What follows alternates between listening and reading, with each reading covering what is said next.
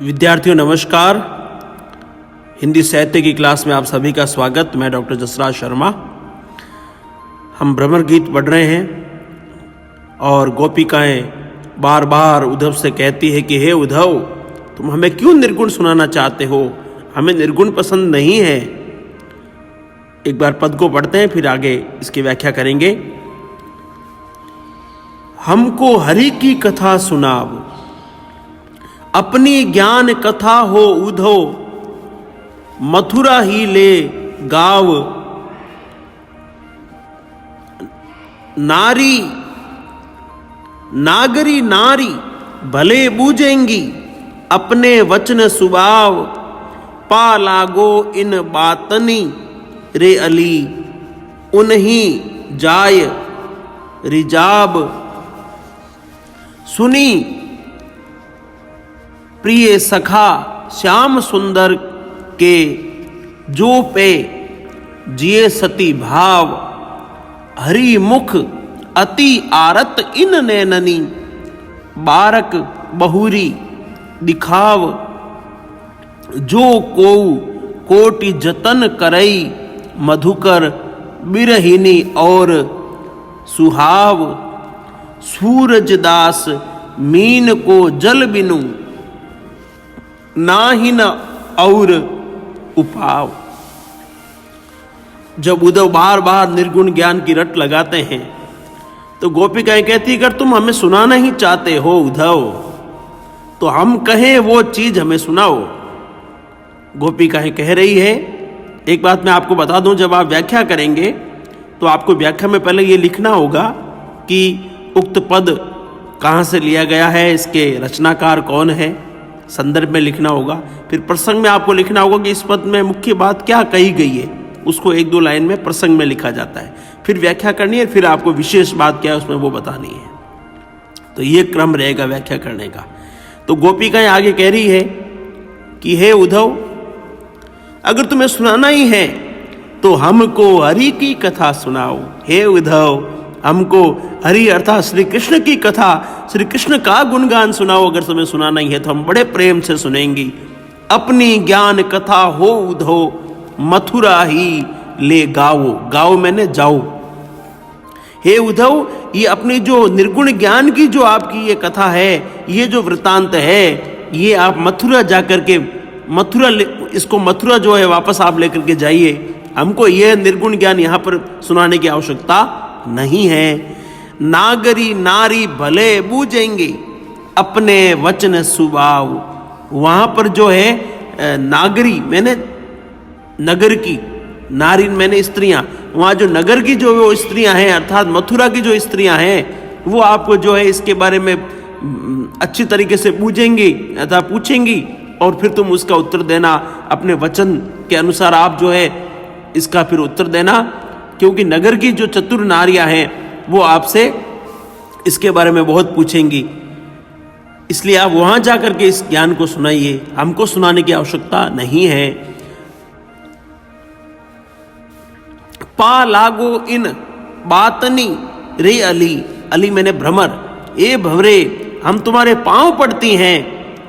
ए भंवरे, हम तुम्हारे पांव पड़ती हैं, इसी बात पे हम तुम्हारे पांव पड़ती हैं। उन्हीं जाय रिंजाओ, कि तुम उन्हीं को अर्थात उन्हीं जो मथुरा की जो नारियां हैं उन्हीं को जाकर के और ये बातें सुना करके रिझाओ अर्थात उनको प्रसन्न करो।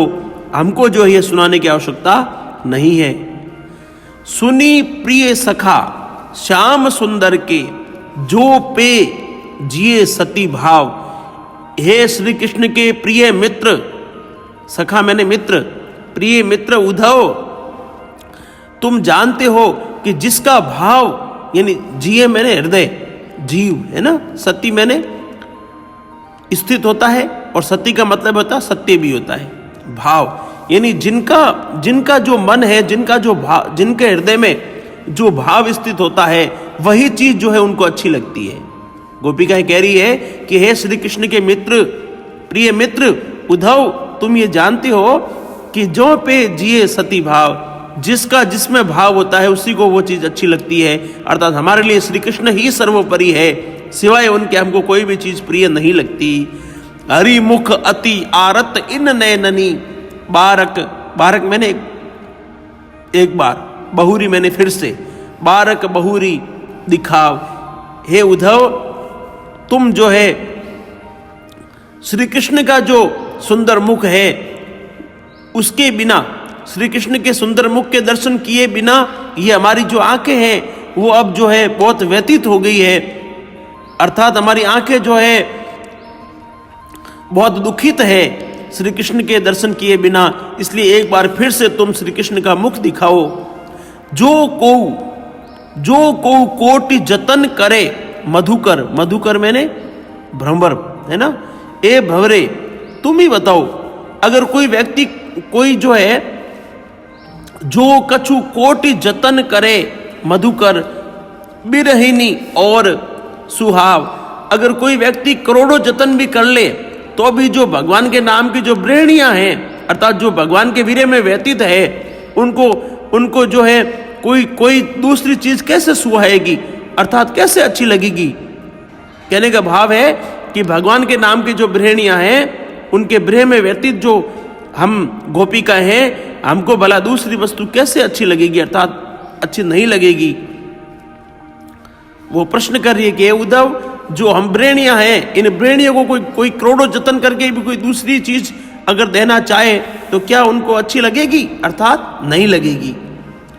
सूरज दास मीन को जल बिनु, मीन मैंने मछली, ना ही न और उपाव।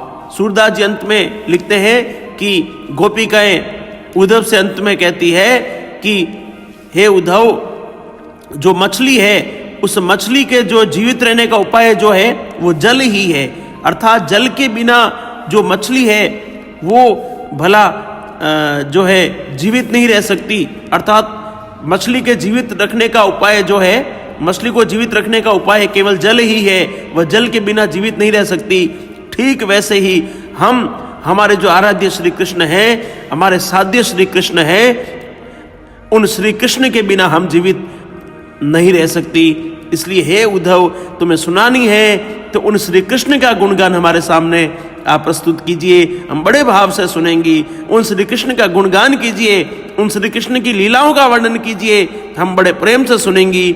लेकिन ये तुम्हारा जो निर्गुण ज्ञान की जो बातें हैं, ये तो आप मथुरा में ले जा करके उन्हीं मथुरा की नारियों को ही सुनाओ, इसलिए हमारी ये काम की चीज नहीं है। प्रिय विद्यार्थियों, गोपिकाओं ने अपने तर्क के द्वारा जो है सगुण की विजय को यहाँ पर बड़े अच्छे तरीके से प्रस्तुत किया है।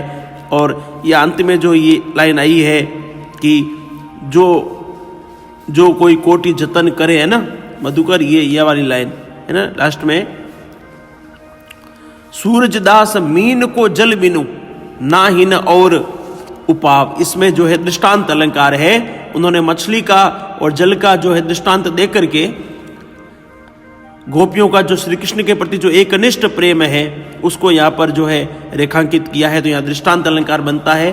और अनुप्रास अलंकार तो वर्णों की आवर्ती तो काफी जगह हुई है एक एक पंक्ति में, तो अनुप्रास अलंकार की छठा तो है ही काव्यलिंग अलंकार है ना, जहाँ कारण को जो है प्रस्तुत किया जाता है ना, कार्य दिखा करके।